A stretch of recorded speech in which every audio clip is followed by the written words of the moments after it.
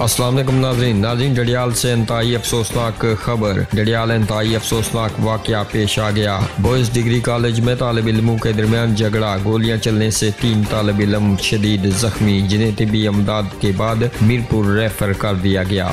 नाज़रीन, झगड़े की वजह मालूम न हो सकी। पुलिस ने मौका पर पहुंचकर कानूनी कार्रवाई शुरू कर दी।